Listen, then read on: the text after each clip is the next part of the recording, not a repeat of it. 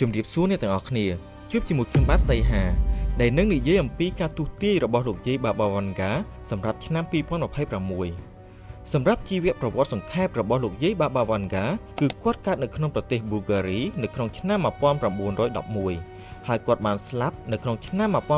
1966កាលពីកុមារភាពពេលអាយុ12ឆ្នាំលោកយាយបាបាវ៉ាន់ហ្គាបានជួបគ្រោះធម្មជាតិខ្យល់គួចឡើងទៅលើហើយបានធ្វើឲ្យលោកយាយពិការភ្នែកចាប់តាំងពីពេលនោះមកលោកយាយក៏មានកម្លាំងពិសេសដែលអាចមើលឃើញពីអនាគតគួរបញ្ជាក់ផងដែរថាការទូទាយទាំងនេះភាគច្រើនគឺជាពាក្យនិយាយតៗគ្នាសូមមេត្តាស្ដាប់ដោយការពិចារណាពីព្រោះវាមិនបានកត់ត្រាដោយលោកយាយបាបាវ៉ាន់ហ្គាដោយខ្លួនឯងហើយក៏វាខ្វះភស្តុតាងបញ្ជាក់ផងដែរ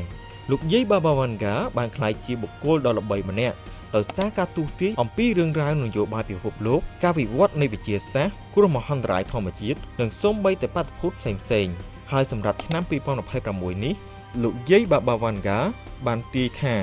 នឹងមានរឿងសំខាន់ៗដែលនឹងកើតឡើងនៅលើភពផែនដីរបស់យើងសម្រាប់រឿងទី1គឺគ្រោះធម្មជាតិដែលរីករាលដាលហើយប៉ះពាល់ដល់តំបន់ធំៗដែលមានដូចជាគ្រោះរំជួយដីការផ្ទុះភ្នំភ្លើងនិងព្រឹត្តិការណ៍អាកាសធាតុធ្ងន់ធ្ងរដែលអាចវាយប្រហារតំបន់ជាច្រើននៅក្នុងពិភពលោកហើយវាក៏ប៉ះពាល់ដល់ដីគោកចំនួន7ទៅ8%រឿងរ៉ាវទី2គឺភាពតានតឹងកាន់តែខ្លាំងឡើងរវាងប្រទេសមហាអំណាចធំៗគាត់បានទូទាយទុកជាមុនអំពីសង្គ្រាមទ្រង់ទ្រាយធំនាពេលអនាគតដែលអាចចាប់ផ្ដើមនៅក្នុងឆ្នាំ2026ដែលពាក់ព័ន្ធនឹងមហាអំណាចដូចជាប្រទេសចិនរុស្ស៊ីនិងសហរដ្ឋអាមេរិក